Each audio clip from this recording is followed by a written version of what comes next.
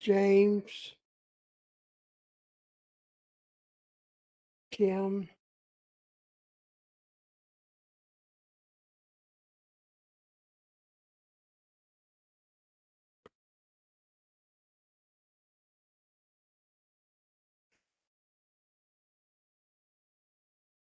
do we know who the two attendees are?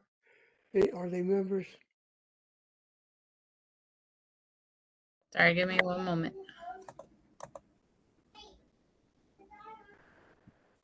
Joe from this and Ron Forrest are moving over.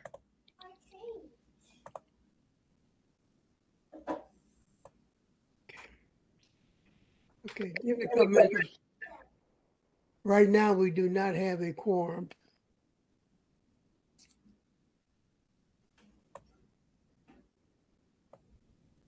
Mr.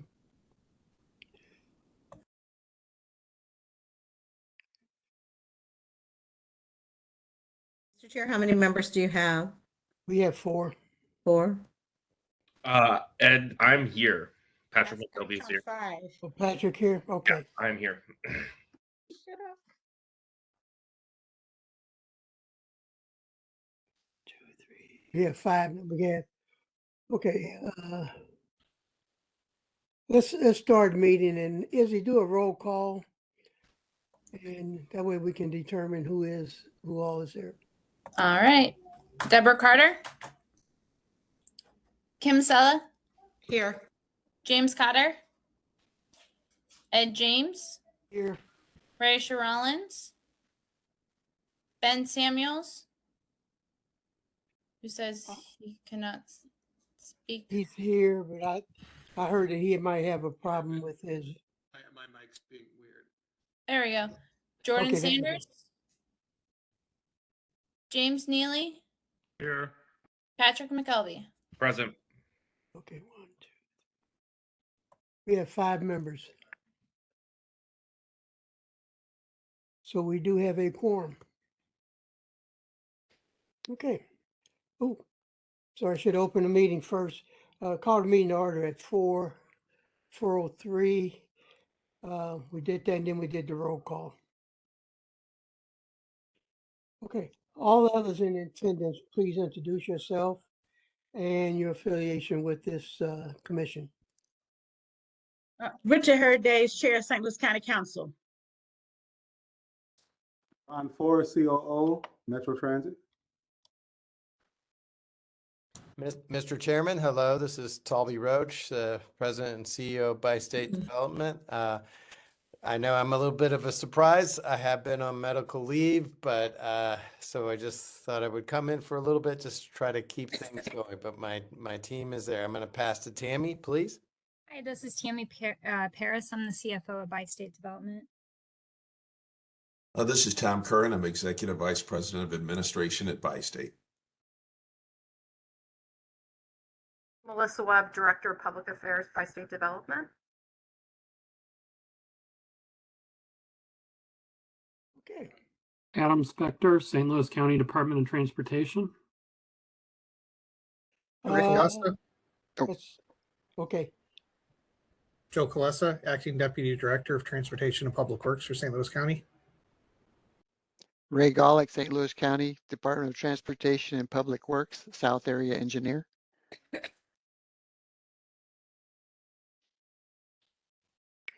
St. Louis County Police Department.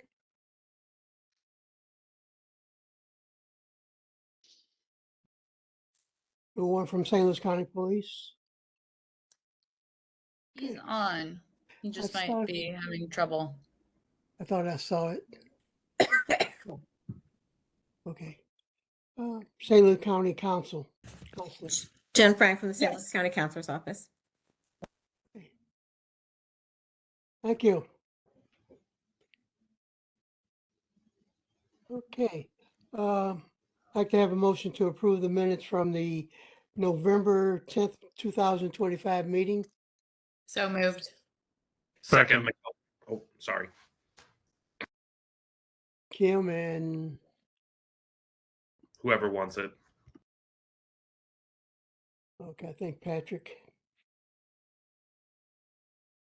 Okay. Been moved second. All those in favor? Any questions? Any questions on the meeting, on the minutes first? Hearing none, all those in favor? Aye. Aye. Aye. Aye. Ayes have it. Motion pass. Okay, the reports.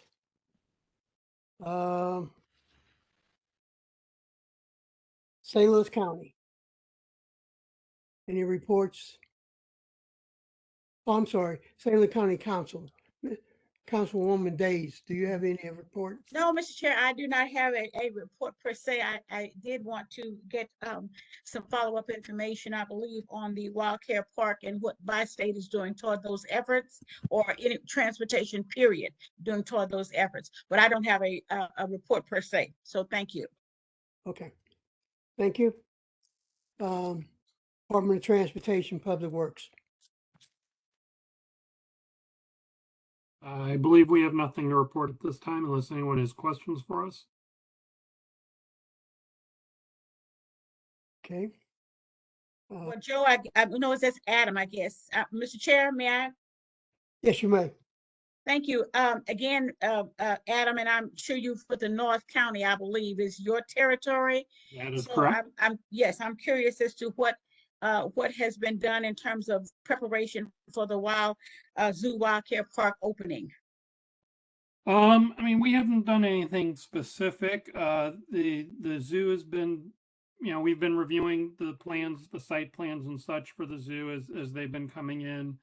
As far as the transportation side of things, they've submitted traffic studies that we've been reviewing to mostly daylight issues that could come up. But specific to the zoo, we don't have anything really going on, but we are working on a corridor study for the Great Streets for Riverview Drive.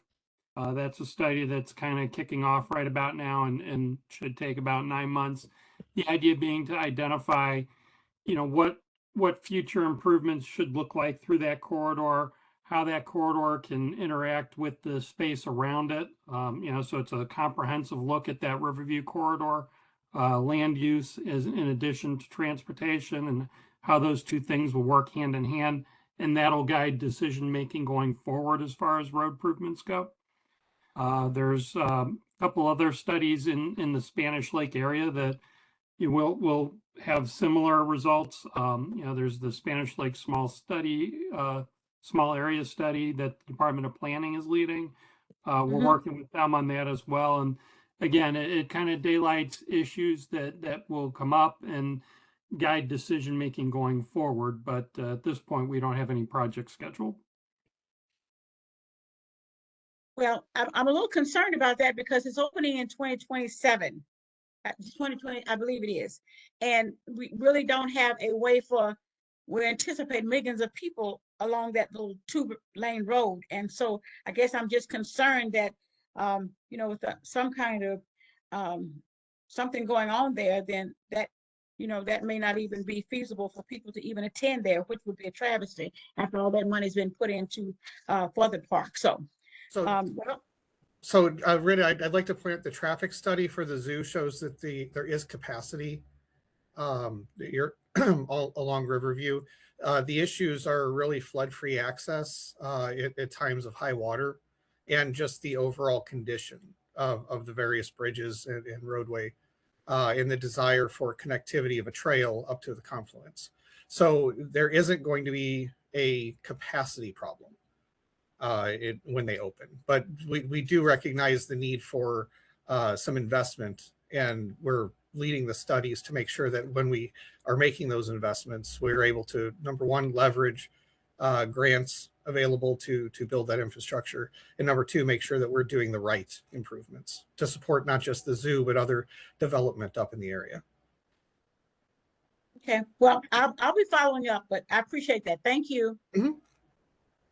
Adam, in future meetings, can you give us an update? You mentioned Spanish Lake, and I know that's right now is one of the hot items in terms of some of the passengers believe they underserved. Is there something in the future that you can give us on that?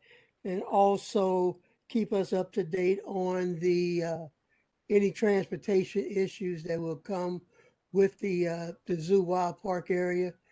Because I know right now, I think they be coming from the city and the county.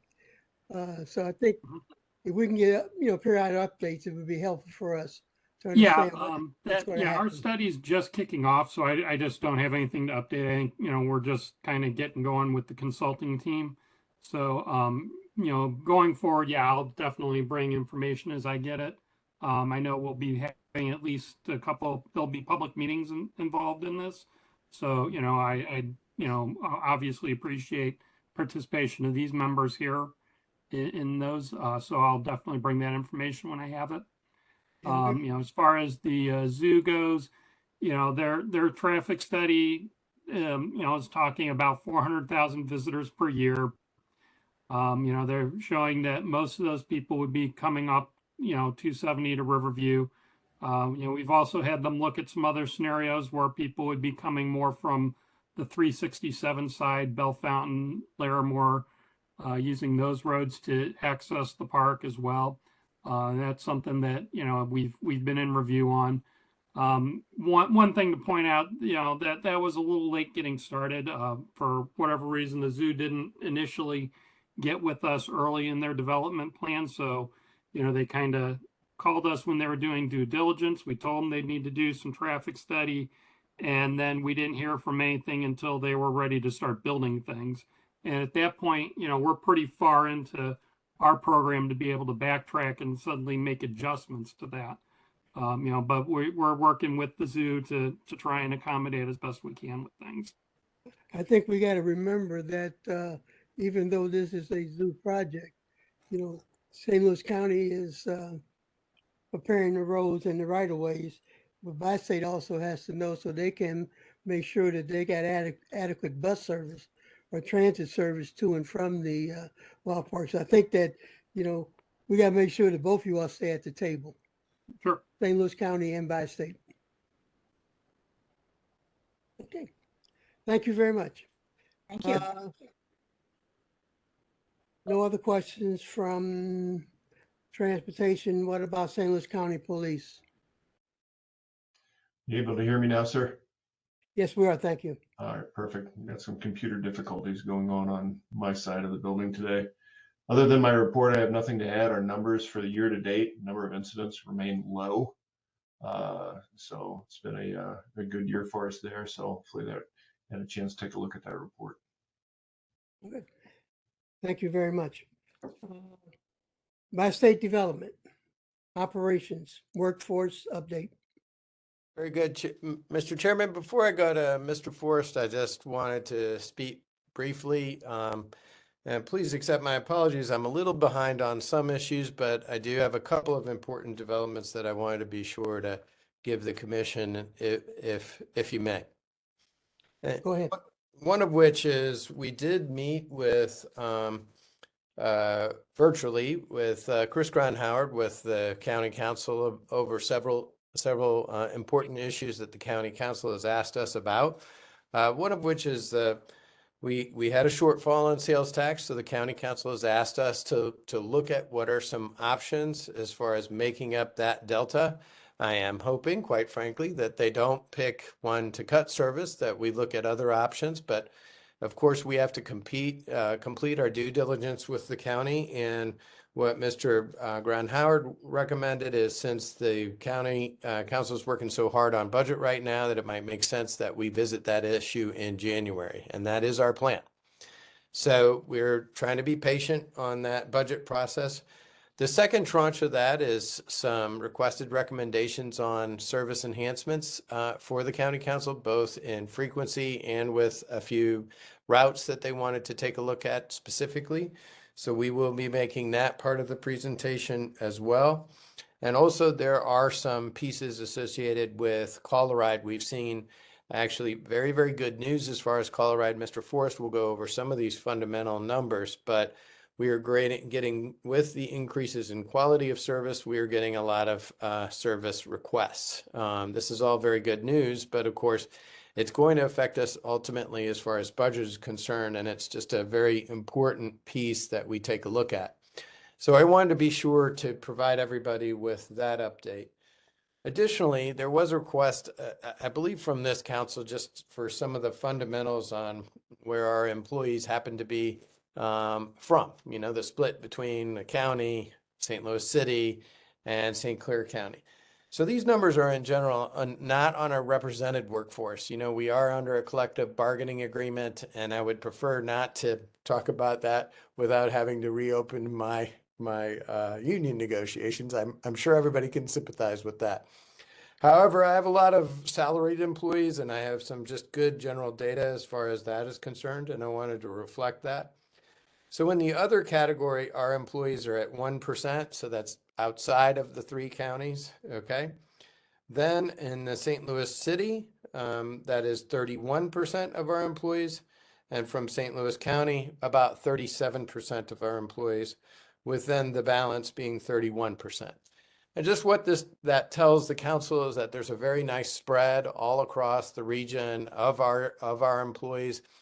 I believe if we had the opportunity to look at our represented employees, it'd be a very similar split, but that is based on our salary group, which is roughly 450, 500 employees. So I just wanted to be sure that we're being thorough and address that issue.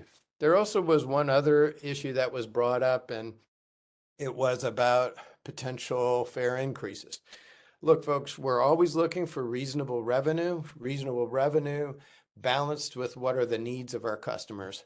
I would remind everyone that nearly 74% of our customers, transit customers, make underneath $60,000 a year. That's data that we've seen over several pieces. So we know that we are providing services to a customer of need. But no matter what, we always have to look at where that is from a revenue standpoint. However, before you contemplate looking at revenue, you have to control your product. Product control is number one, and we haven't done that yet until we get to SPP. Once we get to SPP and the new fare revenue system, it'll allow us to count all of those customers, see what they're paying, really dig down deep. And then, and only then, I would need to come to this group and to the county council and all of my other partners and talk to them about a fare increase. And then at that next step, we would have to hold public meetings. And we have to hold public meetings as far as fare increases are concerned, because it is a federal interest in the Federal Transit Authority. So I just want to tell everybody, yes, it is something we should always look at. We have not increased fares in over 15 years. It is something we should contemplate. But any kind of a public policy move like that has to be seen within the aperture of all of our customers, all of, for instance, the folks who are paying the bills, and all of the councils and so on. So I just wanted to kind of go over a global explanation of those things before I pivot to Mr. Forrest. And Ron, that's my warning to you that I'm coming to you next. So I'll ask my COO, Ron, to give you those updates that he normally gives you. Thank you, Chair. Before we go to Mr. Forrest, yes, sir. A couple of the items that you issued that you will be meeting with the council in January, and basically on the budget process and on other issues that you talked about. Seemed like they were all revenue based. Well, no, they're not exclusively revenue based. Certainly, because the council has requested for us to kind of look at a couple of issues with either service expansion, and for instance, whether we could look at service expansion on a pilot basis, trying to give our customers in St. Louis County in particular some options if we were to, and we are suggesting this, to tap some of Proposition A funds. During that, and I'd be more than happy when we finish these proposals to bring them in front of this council. I think that's very reasonable. You guys can get, or this committee, so you can see what are those proposals, but they are very, very important. It is absolutely true, however, Chairman, that the number one issue, and that is the $7 million shortfall, which just has to do with that's how the sales tax was collected. I mean, that's just how it is. There was a shortfall associated with it. We did not come out of budget. We are in budget. All of that, we have to make our budget, but the sales tax was on the short side. So we are short essentially for the existing budget. And we're working with the county council to figure out the best way to solve the problem. I have proposed that if we put a provision when the sales tax is short, that we consider accessing Proposition A funds so that the public is not discommoded. But the council has asked for me to look at all different options, and we're happy to do so.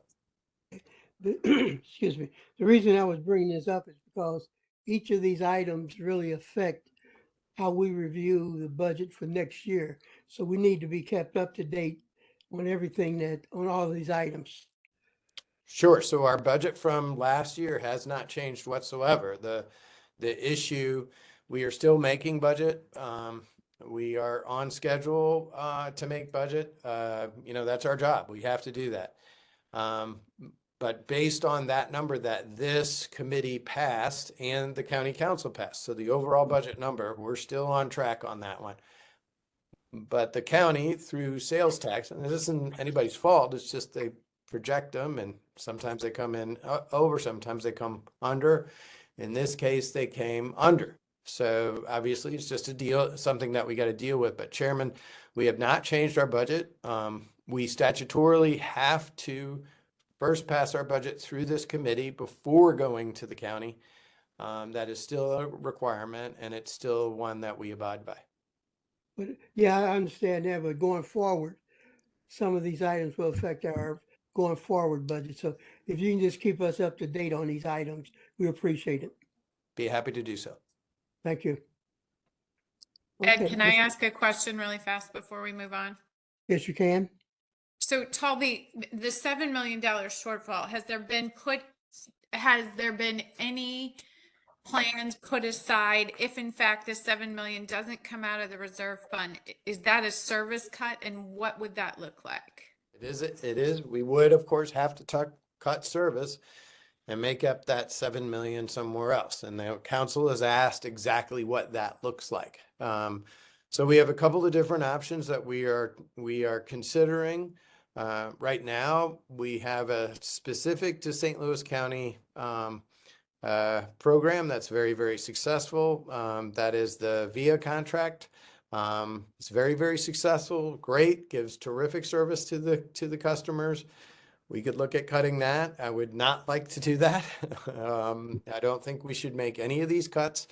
But of course, I have to complete my obligation to the council and be sure that we're looking at all of these aspects. So they have made some requests. That's one idea.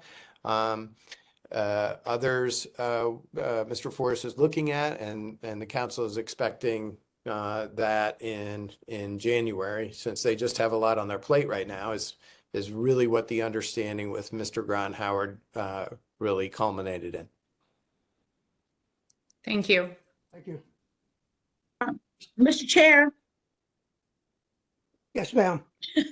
let me, I want to also indicate that the council has asked Metro by State and Talby to look at other systems and see what those other systems are. And I don't know if Talby, you were at that meeting. I know Tammy was, and I know Ron was, to see what other systems and what they charge. Are we in line with the folks who have similar systems to ours? Are we in that line? And how does that look? So that was one of the assignments that we gave, so that we can look and see what kind of things we can compare us with. So I just wanted to add that too as well, Talby. Yeah, yes, ma'am. We would be more than happy to do that. I just wanted to give fair warning that a fair change does include significant discussions, not only with the funding from St. Louis County, but the city and St. Clair County. And I need to get everybody to agree to that. But that is a great data and always a great point to take a look at. And we'll bring that to the table in January as well. Okay. Thank you. We like to be kept up to date on those discussions. We'll need to know the nitty and gritty, but at least the results of them are what's being planned to do. Thank you very much. Mhm. Mr. Forrest. All right, I just want to backtrack a little bit to Wildcare Park. Just to let you all know that we are at the table involved in those conversations. In fact, I had some of my staff attend a meeting with the council, the county planning staff last Friday. So we're there. We're going to be a part of the small area study for Spanish Lake. We're going to have a subject matter expert there. We are a part of those conversations. We're going to do what we can, or we're going to identify what we can do, and at least until those streets get improved, and then possibly be able to do more afterwards. So we'll be developing some ideas and some concepts. In fact, we already have some developed. So we're not taking our eye off of that. Okay. Thank you, sir. All right. Okay. Let's go over this workforce here. Can we go to the second slide, please? All right. So starting with Metro Bus, we had a total of 634 of our 650 budgeted operators. 12 of those 634 were part-time. We had 24 graduate last Friday, so we are pretty close to budgeted positions. Now we do lose operators on average about 10 per month, and that's for various reasons. So we continue to look at ways to improve our retention. Part of that solution is that we've shifted our recruitment strategy to hiring everyone into Metro Bus and Colorado also as part-time operators. That will allow us to do a couple of things. We can increase our head count within our already approved budget, but it also allows operators, new operators, to get more acclimated to the work demands and customer service requirements for public transit, in addition to giving us the flexibility to provide more frequent service, again, within budget. All right, MetroLink, they had 89 of their 102 budgeted operators. We have a class of 10 operators scheduled for February of next year. So after that class graduates, we should be in a pretty good position there. They have a much lower attrition rate than Metro Bus. Colorado had 186 operators. That was 6 over budget. However, the demand for the service has increased back to pre-pandemic levels. We were budgeted at 200 operators at the time.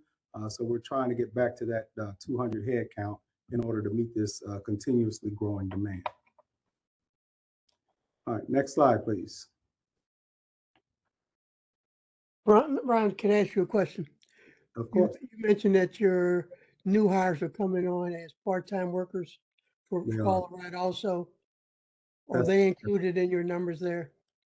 They are included in the numbers. And so we had 634. 12 of those are part-time operators. Okay. Okay. Okay, slide 3 we're on. All right, maintenance. So on the maintenance side, as you all know, we continue to be challenged there with hiring mechanics in all categories. Our biggest challenge, though, is in the vehicle maintenance discipline. We are working on a solution that will allow us to recruit candidates as young as 18 years old, straight from technical schools. We have also developed our own curriculum, our own in-house apprenticeship program with a certified curriculum. And we're in the process of getting that approved by the Department of Labor. And the goal is to have, these initiatives start showing some impact, some positive impact in our recruiting and retention efforts. All right, slide 4. Thank you. Ridership, it continues to increase. We're up 6% compared to this same period last year. Call a Ride has seen exponential growth, and it's up approximately 35%. Our Via Microtransit service, which is public transit's version of Uber and Lyft, is up by almost 19%.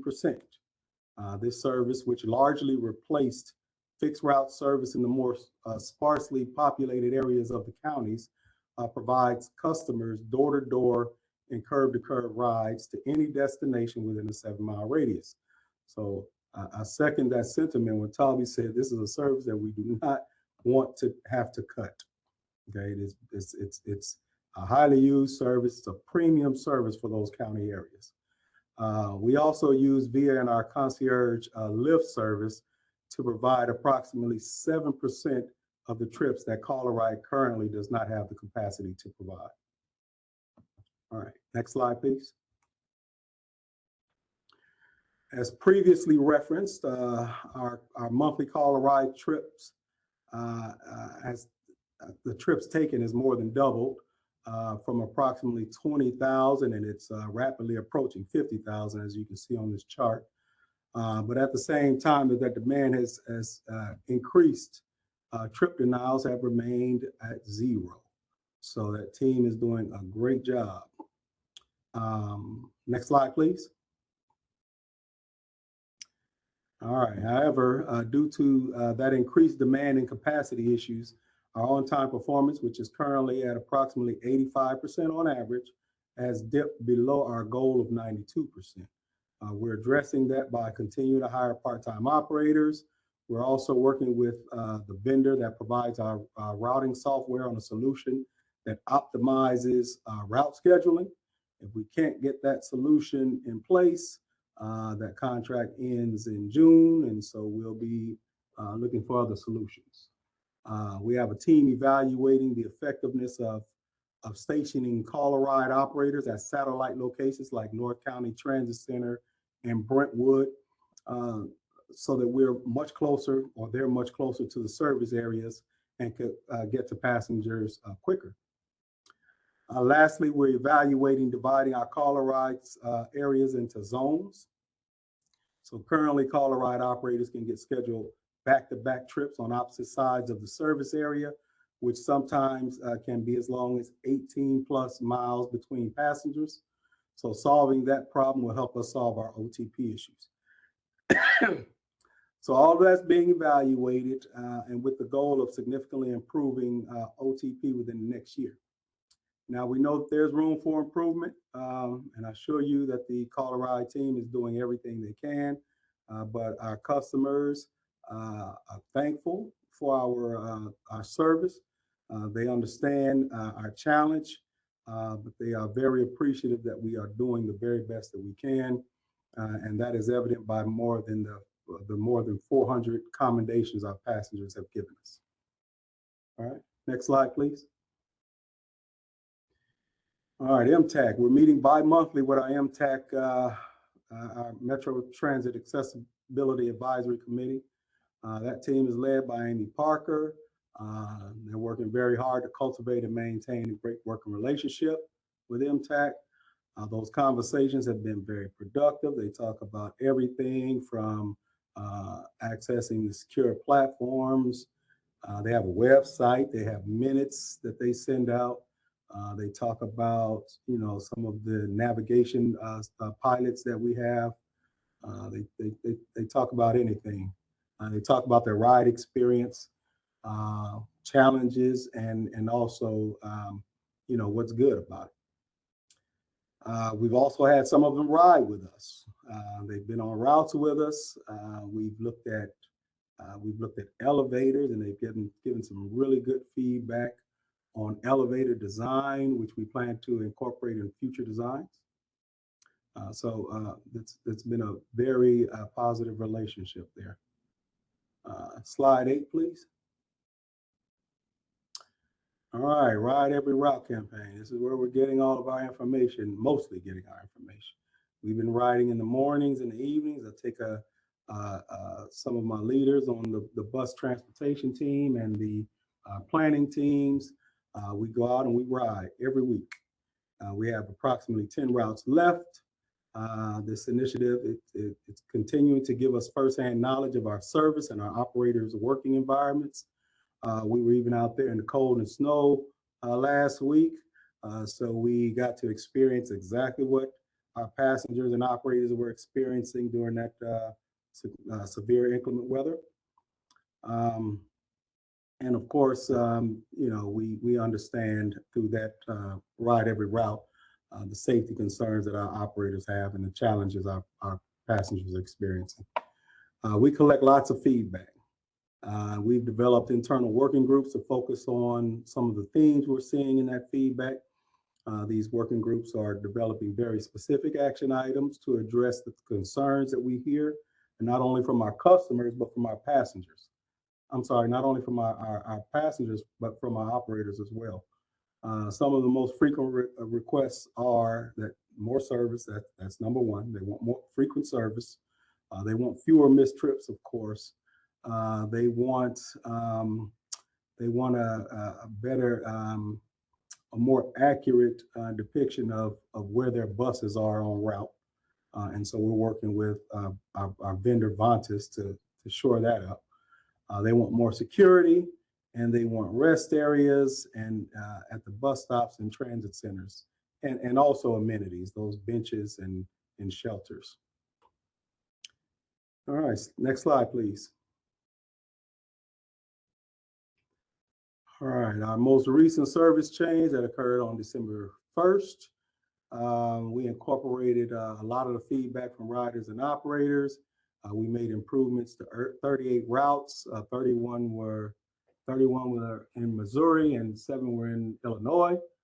The improvements were mostly improving travel times and also those scheduled connections at transit centers. So, you know, the goal was to make sure that passengers weren't just missing those connections. So a little bit more buffer time was added in between buses arriving and buses departing. So we're continuing to get out there, get feedback from customers and operators, which will allow us to continue making improvements in our next service change, which is scheduled for March 2026. Also, Mid-America Airport Station, that'll be online in 2026. So we're preparing to provide service for that location. Next slide. All right. We have quite a few job fairs and community events that we've been engaging in. We're continuing to use those to speak directly with our customers at our train stations and bus transit centers. We held one last week in partnership with Citizens for Modern Transit. We've had 3 job fairs so far this month.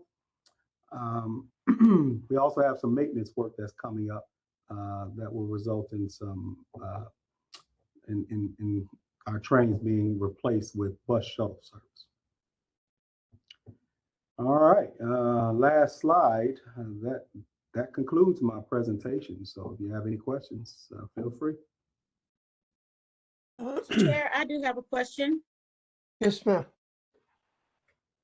Go ahead. You mentioned the December 30th, the first you were making, and I'm looking at the agenda here. It said you made changes to 14, but I believe you said 31. So the 14 that was in the last service change. That information is inaccurate there. Our last service change, we made 14 improvements. This December 1st change was our most significant improvements in service. Okay, yeah, that was a discrepancy. I didn't know it was 14 or 31. So, okay. Well, 38 for December 1st. 14 was in the last service change. Oh, okay. All right. And then the other thing you mentioned, training. Do we train drivers or whatever? What kind of training do we do? Well, yes, ma'am. We train all of our new staff. Bus operators, you know, they go through a 7-week training program. Call rides 5 weeks. They operate the bus. They interact with. They're taught to interact with customers. They're taught defensive driving. They're taught the routes, the service area. So it's a standard operating training that any bus operator anywhere will go through. Okay, and so how long do they have to remain with us after they get the training? No, there's no requirement that they remain with us for any specific amount of time.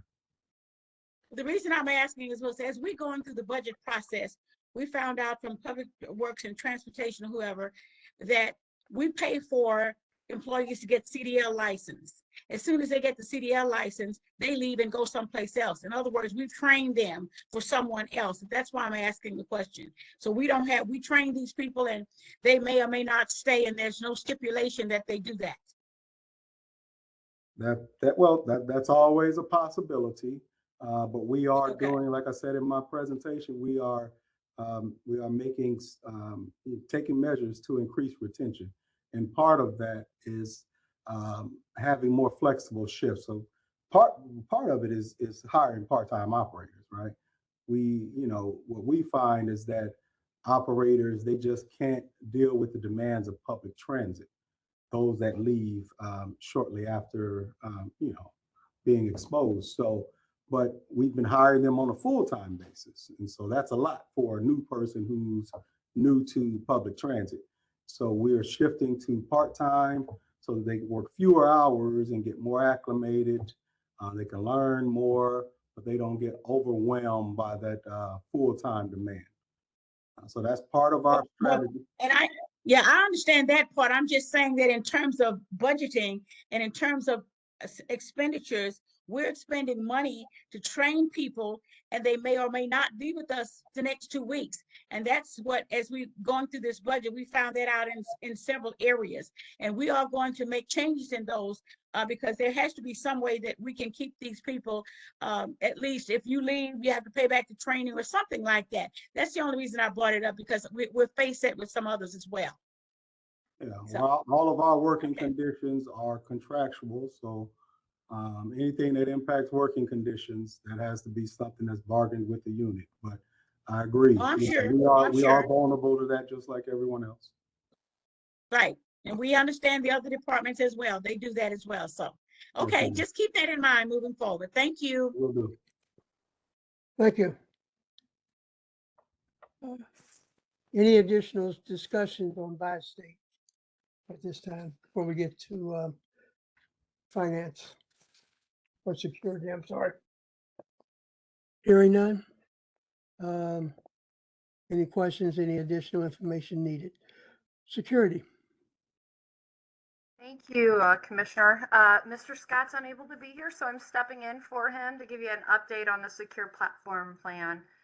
We are moving full steam ahead on that project. There is construction work going on everywhere.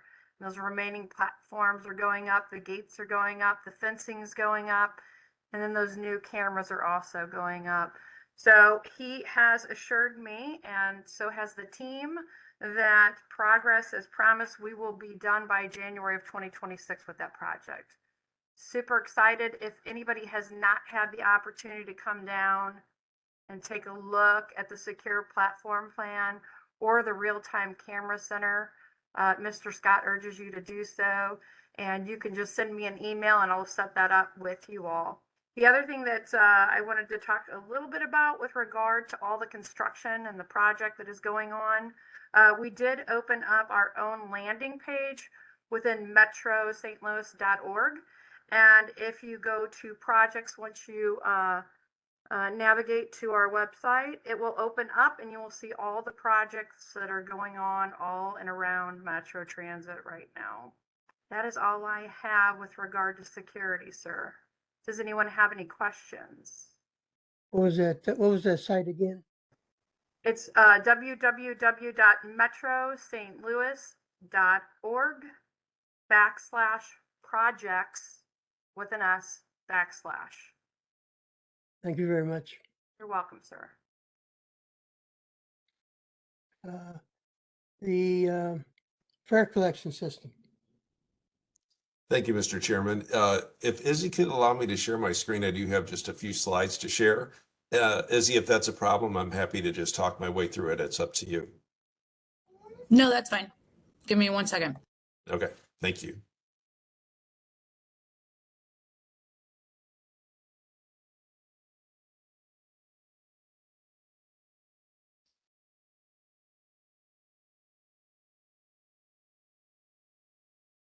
Okay, are you able to see my screen, please? Yes. Great. Okay. So we've talked about the Ride On app before. This is our own Metro Ride On app that's been designed for us, for our customers. It's available for download now for either iPhone or Android users. We talked about it previously that you could purchase tickets, check your account balance, and add funds for future purchases. The newest feature is the Tap and Ride feature, which is a button at the top. That allows customers to use account-based ticketing. So that is an update on the Ride On app. If you have the app already, it will have updated. You may want to check that out. The Metrolink validators are being installed in front of all the Metrolink station gates. The 11 stations that have their completed SPP improvements in terms of gates and fencing in place already have the new validators. And as soon as the SPP project is done, the remaining validators will be installed in front of each gate. When the fare collection program is complete, Metrolink validators are going to read the mobile tickets that you can buy on your phone through the Ride On or Transit apps. And they will also read limited use passes, paper tickets, and smart cards. So the validators that we have out there will do it all in the future. I just want to show you this quick video. If you can see it well enough, this shows an actual mobile ticket on my phone and how it's used with a validator. This happens to be in the Illinois station. So you just place your ticket, your barcode ticket in front of the scanner. It reads it and it tells you that your ticket is valid. And when the gate integration is finished, that will let you through the gate. But because it's not time yet to use the new validators, they're temporarily covered with this label that you see here stating a new way to pay coming soon. And as soon as the gates are ready, then we'll uncover those and start using the validators. The new TVMs we've talked about previously are being produced by Indra. Production is currently in progress. Installation starts next month in January of 26. And the first 5 TVMs for the pilot program will be the first to be installed. Those are going to be at the Cortex Civic Center and Union Station stations in Missouri, and then Illinois at Emerson Park and Washington Park. So you'll start seeing those starting next month. We have a lot of equipment to install. We're hoping for at least decent weather. And that's my update on fare collection. I'd be happy to answer any questions that you may have. Tom, I have maybe one or two, or maybe one.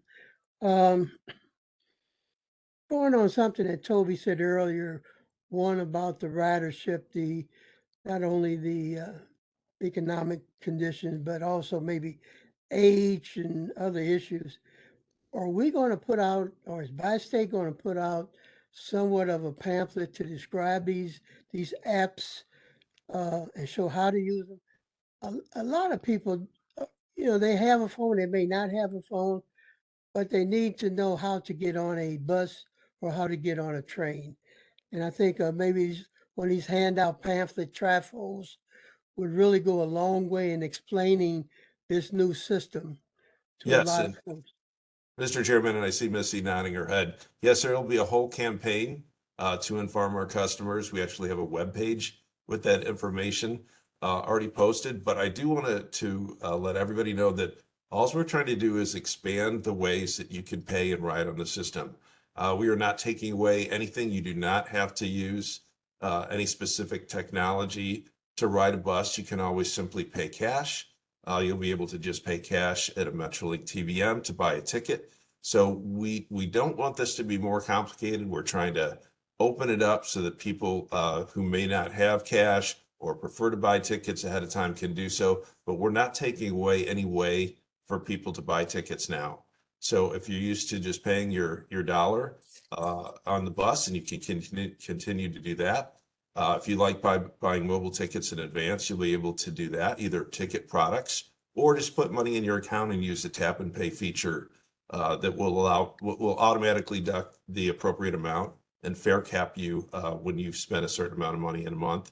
So there's lots of ways to pay. We don't want this to be a scary thing. We will have a big push of information. We'll also have ambassadors out on the system when the system goes live to help people through it. So we recognize that that's a real need, and we're planning for it right now. I appreciate that. One comment, Chairman, if you mind. Sure. It's a Of course, for instance, our cash paying customers will always be a consideration, a very important one. And so therefore, I think we'll probably be the very last ones to be using cash in St. Louis at some future date because it's important. But I will say that our survey data also gives some really interesting points. And that is when we ask, how do you get your preferred way to get information from the system? Almost 68% answer from the transit app, and then another 28% say from metrostlouis.org. Those are really extraordinary numbers given these are existing customers that we did over several quarters in the calendar year 2024 and the beginning of 25. So it's very interesting how many people actually do have cell phones and clearly are using them to get at least information from the system. Thank you. Thank you. Okay. Finance. Thank you and good afternoon. So the information that I'm presenting this afternoon is for October, and it's really actual to budget. So as Talby mentioned, our budget each year, once approved, does not change. So the only issue is funding, right? So how is it funded, or if we're having trouble, reaching our goals of what we had in the original budget. So when you go through the revenue section, what you'll see is that our passenger revenue is up 1.2 million. And I really do believe that this is partially related to the 11 stations that we have open on the Secure Platform project. When you look at sales tax for the city and the county, what you'll see is that I know in the comments for the agenda that there was something noted about 19%, and that was actually from the last meeting. And so for this meeting, it's at 11%. And that is a lot of times timing. Now, I can't guarantee because we're still early in our fiscal year. Our fiscal year runs from July through June. And so I can't guarantee that we won't have a sales tax issue by the end of this fiscal year. So I want to say that, but we do see fluctuations, and you can see that from the last presentation to this one, it went from 19 to 11%. So when you look at the sales tax information in your handout or booklet, you'll see that sales tax is increasing by 4%. St. Clair County is a contract, so we don't usually see a lot of fluctuations, or if we do see some shortfall, it's generally related to service that they did not actually ask us to complete. So they're running a little bit behind.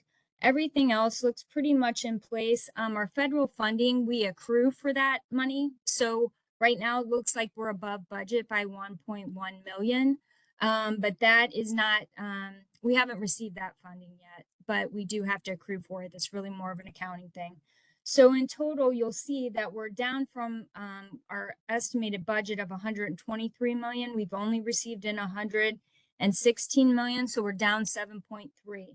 When you look at the expenses at the next section, what you'll see is that our wages and benefits are over budget by 1.1 million. This goes back to the information that Ron was talking about, call rights. So we're running over budget because we have more operators than what we actually had in our budget. And most other items within expenses are pretty much running under budget. This could be timing. We will continue to talk about that as we go through the budget. So our actual is about 115 million, which nets out to a $1.3 million income, is what we're seeing today. But we know that will change, that can change with time and fluctuate. But I'm happy to answer any questions on that. And I know there's some other questions noted on the agenda that I can address too. Anyone have any questions for finance? Okay, Tammy, one of the next items on there is communications with this commission. We submitted as a commission, we submitted what we considered to be a budget that would cover the by-state expenditure for 2026 fiscal year. We learned through grapevines or through whatever situations that budget was cut for you, was cut for by-state. we were not aware of any adjustments to the percent or to the numbers that we submitted. Is there a way, like you say, everything's online this year, on par this year. Is there a way that we can be kept in the loop when items like this are changed? And if they are changed, if some type of an explanation can be given to this commission, so we can at least take them into consideration for the next budget year. And we just had a loss sometimes on what it was changed, who changed it, why, and how should we go forward with the next budget period. So, okay, so there's a couple different issues there.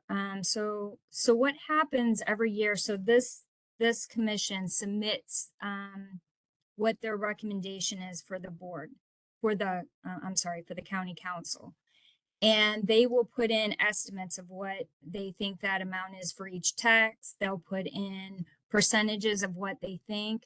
But when it gets over to the county council, it's not that they change the amount that we receive, but they may have shifts in the different funding sources. Okay. So they may change, which is often referred to as the splits between what we receive. Now there's 3 taxes, right? There's the Prop A tax, there's the Prop M tax, which really supports our bonds. And so that comes to us 100% no matter what. And then there's the 73 tax. Okay. So those are our funding parts that really fund the budget from St. Louis County. So oftentimes what happens is in the meeting, those, before we actually go to the council meeting, sometimes those adjustments are made. But I can definitely get this commission a copy of that ordinance, and I'm happy to do that. But it's not so much that we did it. And then the shortfall, the $7 million shortfall, that's more about, it's not that we reduced the amount of budget money that we received. It's more about the fact that the sales tax didn't come in. So we were short sales tax on the budget. So there's kind of 2 different issues there. But when we get the ordinance passed every year, I'm happy to forward that to you. It really comes through the county. And usually the budget director over there will send it to me once it's been signed. And I have no problems giving that information to you. And I am happy to answer any more questions that you have. Appreciate that. Earlier, Toby said that there will be some discussion in January. I believe that we'll cover or just discuss Prop A. And I think we can just hold any discussion on Prop A money until after that January meeting. Okay. Thank you. Thanks.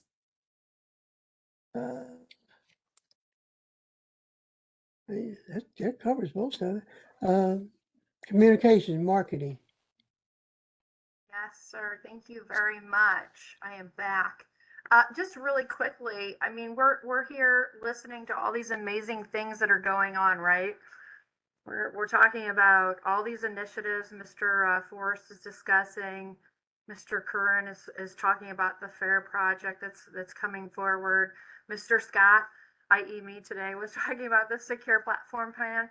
But what this is it's a new and the next generation of our regional transit system, right? So it's my team's job, and we're at the center of trying to tell that story. So what you're going to start seeing, I know on the agenda it said upcoming events, but I think it's more important to talk about what you're going to start to see. So we are proactively pushing clear and really concise and consistent messaging, trying to strengthen that communications across the external and the internal inside of Bi-State development too. So I love that Mr. Roach said that the transit app is 70%, I believe. I was trying to jot down the numbers of all of our traffic, right? Communication traffic. And then our website, themetro.org, is a big lion's share of the other platform that people get our information from. And then you have that very small nugget, which is obviously our social media platforms. But I'm very proud of those social media platforms. And we noted a lot of statistics this go around in your report so that you could see how successful they are and where we're trending on those. But You know, these things, these key initiatives, like our new fare technology, the new LRVs, which are our light rail vehicles, and then reinforcing that safety advancement that's happening all across our system through our secure platform plan. Those are those key initiatives that our team is starting to work on and to push, right? And the other thing that we're trying to amplify also, and you may have seen it, I hope you have, is that we're trying to amplify that ridership growth. And then also our workforce recruitment, and then that strong engagement with community, which, like I said, it was noted in our public affairs report throughout. So I want to note those things. I know that we talk about events, but it's like that overall arching view is what I really want you all to see, because I send you that report monthly and you actually see those day-to-day communications. But we're forcing that communication. We're being transparent. We're being strategic with our media outlets.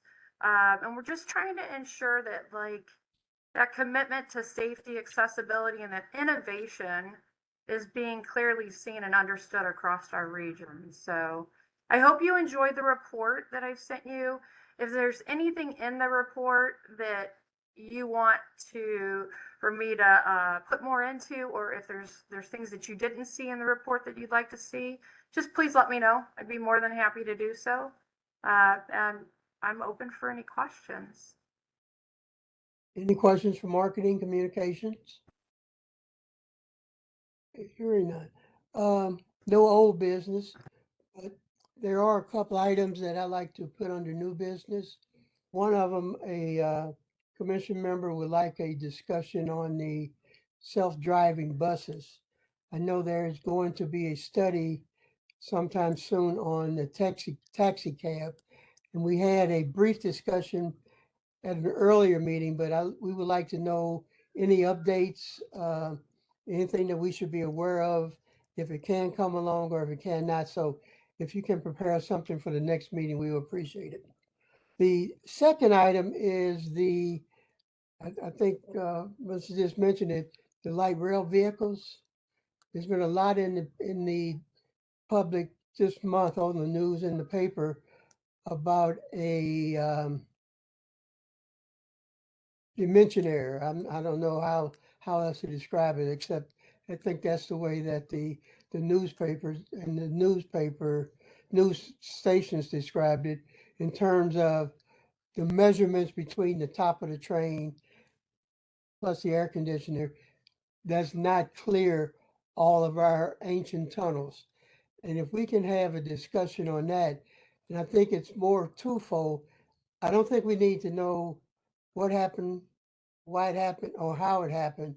But there was a couple of things on one of the news broadcasts that said, one, the taxpayers will have to pay an additional amount. I think we need to know what that additional amount would be.